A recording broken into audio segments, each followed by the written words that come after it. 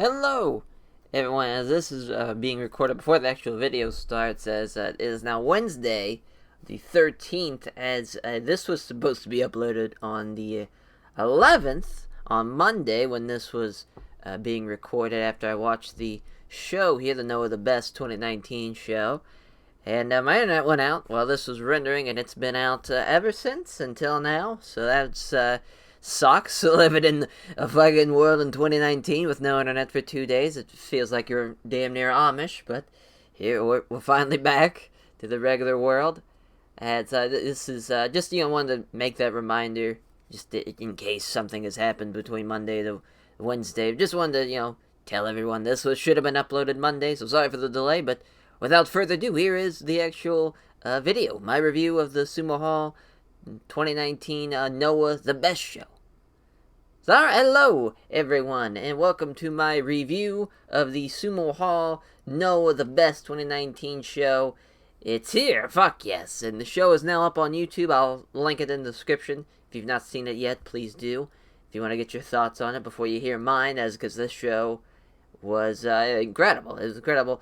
Loved it. As the show starts with Kento coming to the ring to welcome everyone to the show before joining commentary, and always nice to be blessed by the god himself. As the opener, Muhammad Quiet Storm, Hitoshi Kumano, and taking on Kazuma Sakamoto, Eliro de Dr. Wagner Jr., and Kinya Okada. As Kumano and Kinya Okada, I can't just call him Okada, I just, it'd be weird. That's the shitty thing about having the last name of someone in the same profession that's just 1,000 times just way more popular than you. It's just kind of weird to call somebody else Okada that's not Kazuchika Okada. But anyways, they tag out to Quiet Storm and Kazuma Sakamoto. Double team offense from Muhammad and Quiet Storm, as El Hero de Dr. Wagner Jr. with a tope suicida on all of them. Everybody on the outside's down. Double team offense from Kazuma Sakamoto and Kinya Okada. Backdrop on El Hero de Dr. Wagner Jr. from Hitoshi Kumano, and El Hero de Dr. Wagner Jr. kicks out at 2 at Michinoku Driver from Dr. Wagner Jr. El Hero de Dr. Wagner Jr.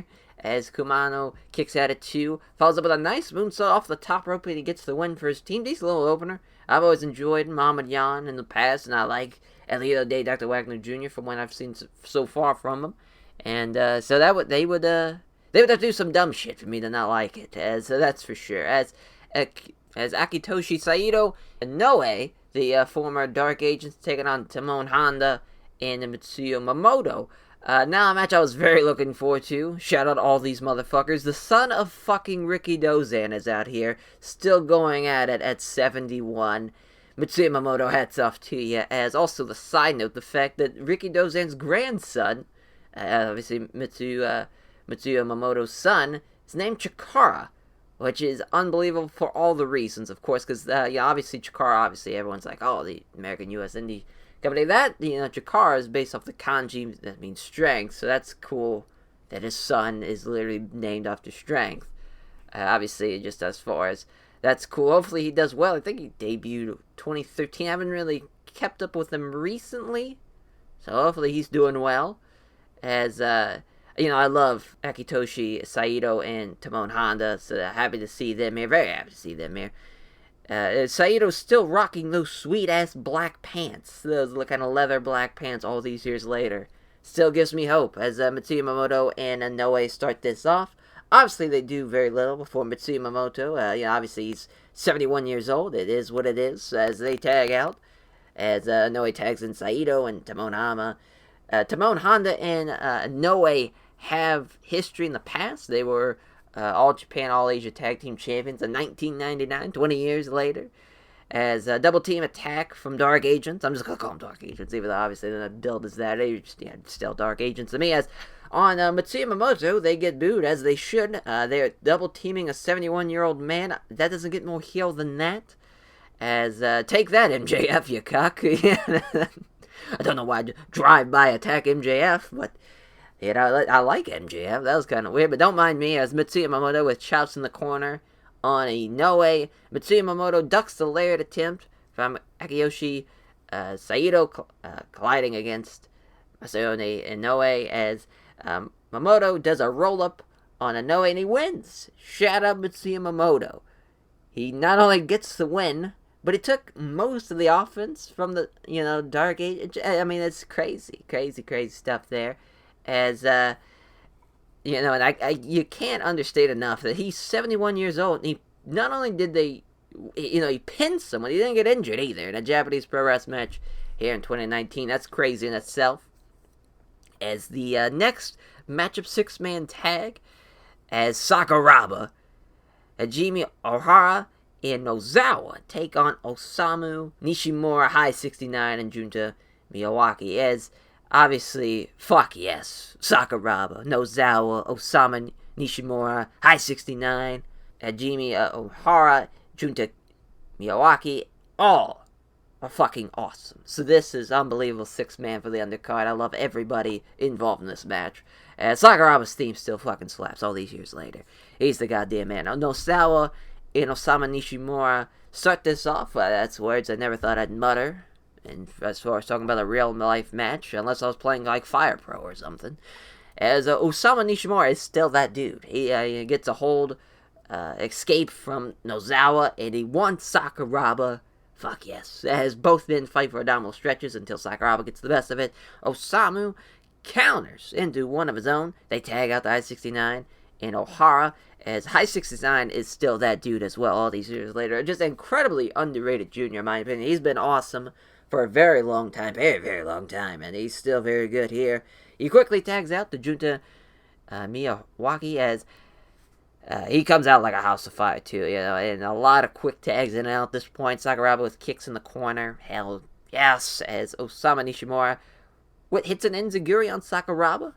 That was cool. Diving knee off the top rope from Nishimura, followed up by a beautiful body splash from High 69. He nailed it. Sakuraba's team breaks up the pin. Sakuraba's got the leg of High 69, locks in a leg lock, transitions it into a figure 4 leg lock, and he makes High 69 tap out. Bless everyone in this match. Thoroughly enjoyed it. A lot of shit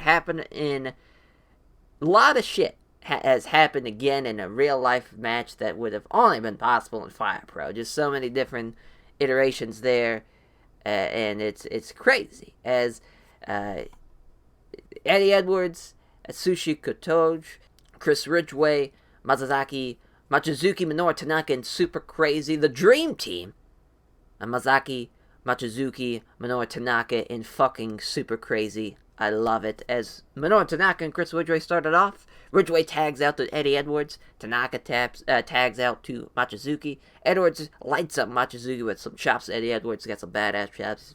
Done that for years. He's honestly really a good gaijin that's been brought over, at least in this past decade or so. Even, kind of before the 2010s. Did okay when he was brought over. And, he really fits of what. And you could tell he grew up loving it. Overhead suplex from Edwards. Super Crazy and Atsushi Kotoge get tagged in. Super Crazy can still go. God bless that man, even though obviously he's put on a little bit of weight. He's gotten a little older. He can still go. Minoru Tanaka gets tagged in, standing moonsault into a pin as Kotoge kicks out. Rolling pop-up ace crusher from Atsushi Kotoge tags out to Chris Ridgway. Dueling head kicks from Ridgway and Machizuki. Machizuki's a bad motherfucker too, so that's awesome. I wanted to see how him and Machizuki would do, and anytime they were in the ring together, they killed it. Him and, Ridgway, he's kind of that same kind of line of what you'd expect, kind of the way the gaijin talent would be now. You'd think it'd be someone like him, someone that can just kick and is actually a legitimate athlete and could do a lot of great stuff. But now, he's here now at least, so that's nice to see. Not a whole lot of gaijins can do that. Usually they're just kind of either big as fuck or they're kind of, more Ring of Honor endpoints. So that's cool. Here, Chris Ridgway has found a spot in Noah too, which really a lot of the Noah guys, they fit that mold of legitimate athletes that can really do a lot of crazy shit. A lot of, legitimate kicks and whatnot, kickboxing background or something like that. As, triple team corner attack from Machizuki, Tanaka, and the Super Crazy team on Eddie Edwards. Super Crazy with a tornado DDT goes for the top rope moonsault. Edwards rolls out of the way. Triple team attack on Super Crazy. Elbow from Edwards into a Tiger Driver. Super Crazy kicks out at 2. Shining Wizard from Edwards, and he gets the win. Couple of things there. Enjoyed the match, but this finish. Obviously, when you're going to do a Shining Wizard in jeans, it's just going to look awkward as hell. You don't really get the full extension of it. He did it pretty fast. You couldn't really tell what he was doing. But then obviously the second, and the most important thing about this, how about we not do the Great Muta's finish when he's on later on? That'd be great. Yeah, just thanks, Eddie Edwards. We have the next match, singles matchup, Shuhei Taniguchi and Kazuki Fujita. Bald head Fujita is such a better look. He should have done this years ago. Listen, Fujita's still a bad motherfucker. He's probably going to mess him up, too. Shuhei Taniguchi on the reel, he's going to get dumped in its head, if we're going to be honest here. Taniguchi with a palm strike that floors Fujita. Back suplex on the apron from Taniguchi. Oh, fuck. This has escalated very quickly. Both men trade headbutts. Jesus Christ. They trade forearm shots, and fucking Taniguchi is busted open from the headbutts. Christ almighty. Top rope body splash to the back and chest of Fujita, who kicks out at 2. Death Valley driver from Fujita. Taniguchi fires up fighting spirit. They trade palm strike. Fujita drops him. Power bomb into soccer kicks to the side of the head. Jesus Christ. Fujita chokes him out of the sleeper and he gets the win. Holy shit. What a goddamn war. Let the record show here. Both these men are some bad motherfuckers, and this was insane. They killed it. Match of the night, I'm just going to say it right now. I don't think there's nothing that's going to top that insanity. Holy shit. My God. As the GHC Junior Heavyweight Tag Team matchup of Stinger, the champion, Yoshinari Ogawa, and Kotaro Suzuki taking on Rattels, as Daisuke Harada and Tadazuki have, Rattels are one of my favorite stables in the wrestling world right now. I enjoy all those guys. Obviously, all 4 juniors, so it's unique in the sense that all 4 in the same division. You don't really see that a lot in a lot of the bigger promotions. Now you're seeing a lot of guys, they have their little niche in their spot for the stable, but now all kind of juniors in the stable. Very Dragon Gate-esque, which I think that's why I love it so much. But, Kotaro Suzuki looking sweet as hell in his entrance gear. He always kind of brings out some cool entrance gear on some of these bigger shows. No surprise there. Rattels attack Stinger during their entrance. As Mitsuya Momono joins us on commentary. Hell yeah. As a backhand spring elbow from Kotaro Suzuki. Good shit there. Daisuke Harada, like a house of fire, gets tagged in. Tadazuki headbutts the buckle to get the crowd going as he's in the corner trying to get fucking Daisuke Harada. And just getting him and the crowd fired up to get behind him. Tadazuki with a tope kangiro to the outside on everyone. Gory stretch. Double foot stomp combination from Rattels. Awesome stuff there. That looked great. Drop toe hold elbow to the back of the head from Sig. Obviously very common. Very, typical. Especially compared to the Rattels, what they just did with the gory stretch and the double foot stomp. But, listen, it gets the job done. Suzuki's back handspring elbow gets countered into a catching German suplex into a leaping Laird. Always a sucker for the back handspring get caught into the German suplex. It will never not be awesome.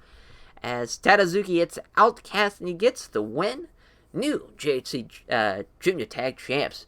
1000% makes sense. I mean, Rattel should hold all the junior belts, in my opinion. They're just, for the time being at least, but I mean, they're tremendous in every way. I think they're the best, maybe not the best stable, but as far as maybe in the wrestling world, but I think they're at least the most interesting in Noah, in my opinion. As the GHC Junior title matchup, as the 2 Rattel stablemates going at it, as Hayata and Yohei going at it, one-on-one. Drop kick from Yohei to start this off. Literally, bell rings drop kick. Like, not even like the John Woo shotgun fucking drop kick. Just a regular old drop kick right when the bell rings. Double gun gyro from Yohei. Yohei with a run off the apron to the floor. Then it's a meteor off the apron. That's always nice to see. Top rope drop kick from Yohei. Yohei goes for the Rana. At a cartwheels. Landing out of it. That's again another thing that's kind of happened, at least in the 2010s, with that kind of counter out of the Rana, just cartwheeling out of it. It always looks cool. Yohei hits a poison Rana, dumps him on his head. Meteor order from Yohei. Hayata kicks out at 2. Moonsault. Hayata and from Hayata, and Yohei gets the knees up. Small package though. Hayata kicks out. Lifting DDT from Hayata, and Yohei kicks out. Spiked Rana from Yohei. Spike Rana from Yohei's knees, rather, from Hayata, and he gets the win. Good little junior match, in my opinion. Yohei has always been the better of the two, and I think it showed here. I think he really shined more than what Hayata was doing. That's just me. Post-match, Stinger and Rattel, they do their little face-off. Obviously, he's building up to more what's going on between those two. As the next match, GHC Heavyweight Tag Team title matchup, axis of Katsuki Nakajima and Go Shizuki taking on the tough Masa Kitamiya and Yoshiki Inamura. As I love everyone in this match. This is going to rock the tough, jumpstart the match, attacking both guys. As Inamura, with an awesome standing frog splash, gets a 2 count. Masa Kitamiya comes in. Shout out Masa Kitamiya. Masa Kitamiya being a Masa Saito tribute with his name and his gear. I love him for that. Always, Masa Kitamiya is, he's the man. All these guys are the man. As Yakuza kick in the corner from Nakajima with awesome chokes with his boots in the corner. I always love when he does that. Just looks like he's using all kind of something you'd be surprised, like someone from either. It's kind of like the Tranquilo kind of pose that a lot of the LIJ guys doing with, like when Samba was doing it, and now Naito kind of does it for the middle rope too. But they had kind of same kind of motion, but they're using a double foot stomp into the corner there. Not a double foot stomp, but just choking him out with the boots. I love that. I think it's an awesome spot. As with Inamura collapses before it goes lariat. Another spot I just fucking love so much. The believable collapse before the strike happens spot is tremendous every time. Always looks fantastic. Go the DDT on Masa, and who gets right back up with Fighting Spear. Nakajima and Go beat the fuck out of Masa Kitamiya with strikes and kicks. Nakajima's one of the baddest motherfuckers that ever lived. I'll just tell you that right now with his kicks. That motherfucker, that man kicks. That is 1000% sure. As Inamura is the fucking man too. That's all. Everyone should watch and love him. Inamura too. He's like a big ball of energy sometimes when he does those standing frog splash. He gets so high up in the air and he comes in with like a house of fire, like a big ass bull. Just comes in and wrecks shit. As they go for their Doomsday Device gimmick, but Masa slips off the ropes, so he just punches him instead off of Inamura's shoulders. A good save, in my opinion. Obviously, you could have been like, oh shit, what do I do? And just, instinctively, like, I'm just going to punch him, and he falls off. It's a lariat from Masa Kitamiya. Then they actually hit their little Doomsday Device gimmick. Nakajima kicks the shit out of Masa Kitamiya, as he is just an assassin with these kicks. When him and Ibushi tagged in Noah, in kind of the mid to late 2000s, it was unbelievable. Everyone should go watch them versus the Briscoes. It's on YouTube. It's fantastic in every way. It happened like 2008. And just, if there's two of the baddest motherfuckers you can kick. But I'd always say Ibushi was 1, and Nakajima was 2, but I don't know, man. Nakajima could do a lot of crazy shit. Just Ibushi could actually probably legitimately fuck somebody up. He's got that kickboxing background. Nakajima seems like he does. I'm not real sure if he does or doesn't, but he's the goddamn man. It's unbelievable. But back to this. Is fucking Masa Kitamiya dumps him on his head with a brainbuster. Falls up with a lariat that turns Nakajima inside out. But Nakajima gets back up and he hits his brainbuster and he gets the win. What a goddamn match. In my opinion, probably the third best Japanese Pro Wrestling Tag match of 2019. Behind the 2 Violence Giants Strong BJ matches that happened earlier this year. Just fantastic stuff. 2 teams that are phenomenal. And they showed here why they are probably, in my opinion, the 2 best tag teams in Noah right now.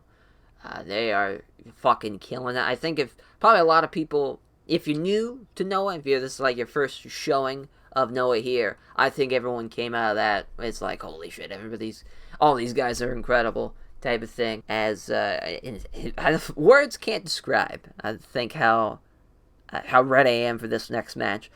Naomi, Marufuji, and the Great Muta. Holy fuck. You already know this is going to be awesome. Muta spits the green mist up when the bell rings.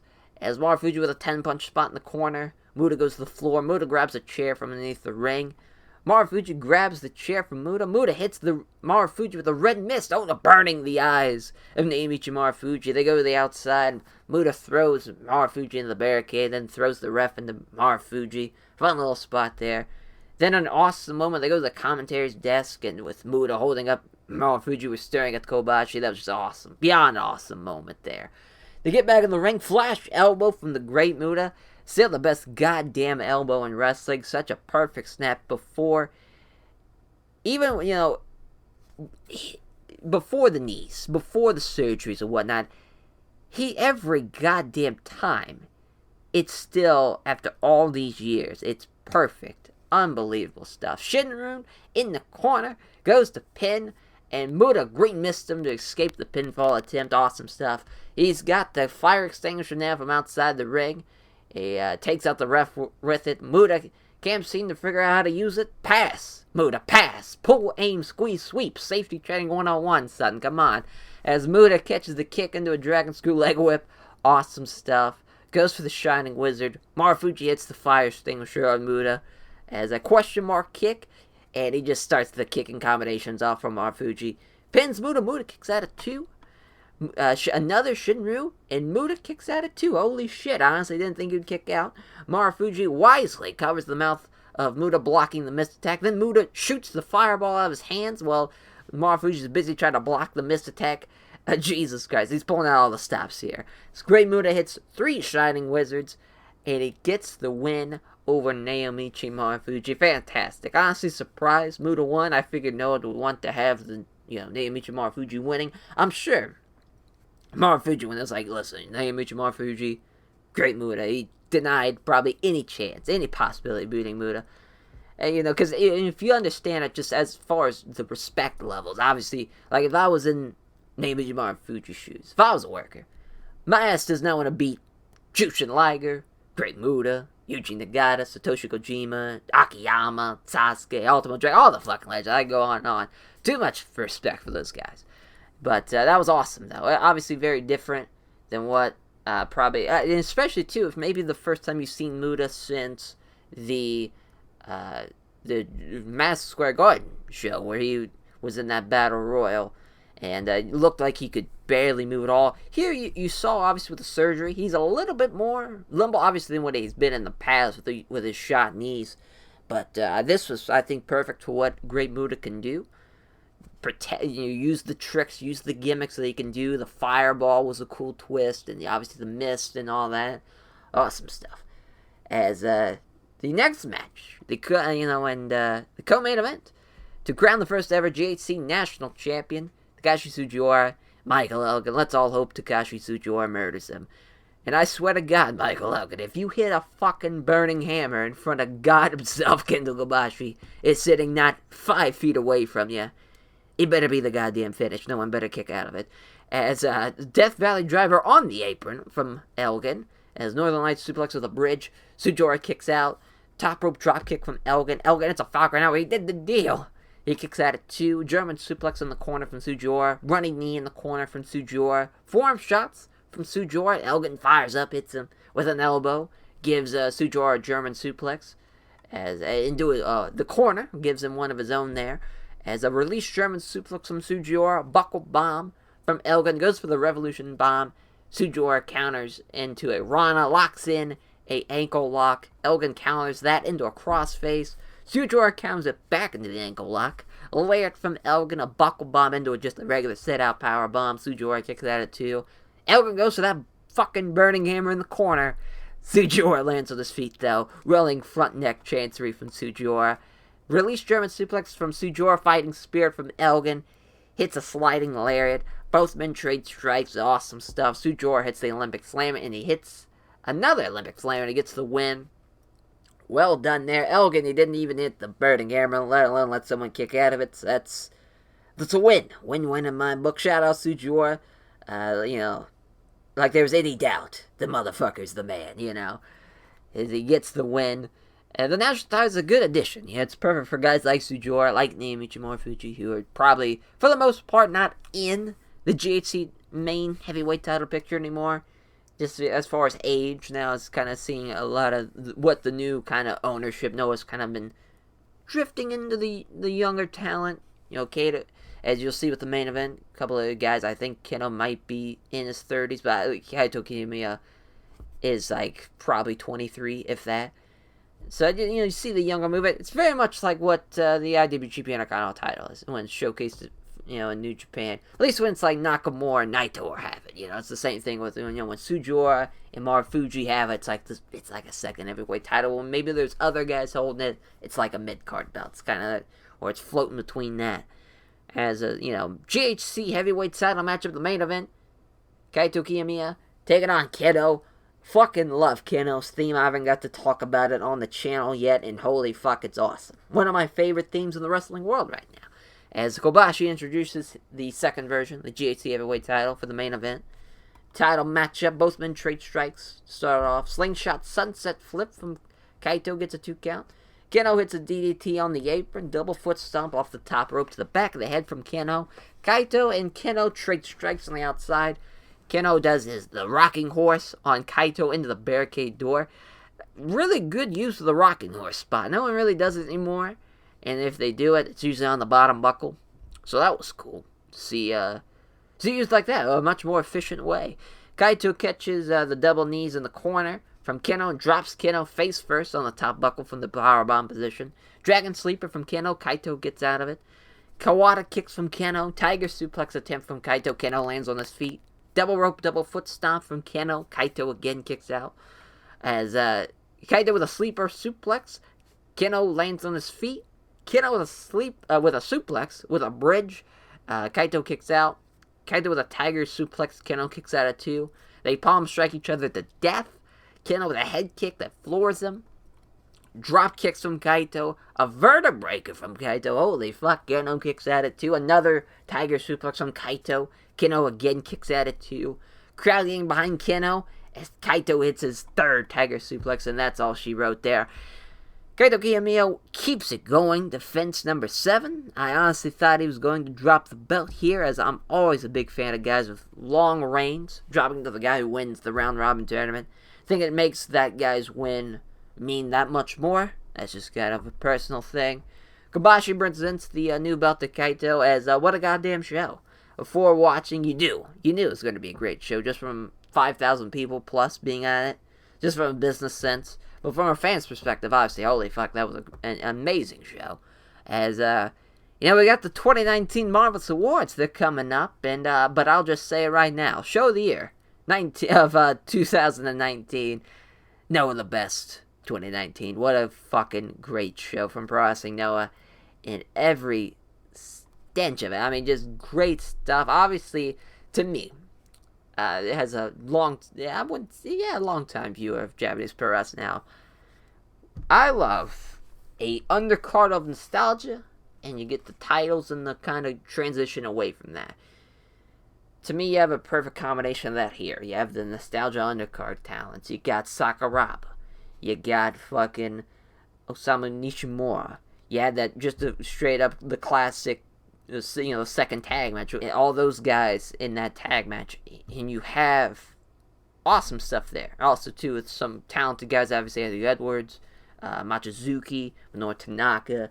And you have talent there, too, but there's still nostalgic in that. And then you transition that into the title matches with the actual current guys you want to present in a positive manner, in a positive light, kind of showcasing the best of Noah at the time, at least for this show.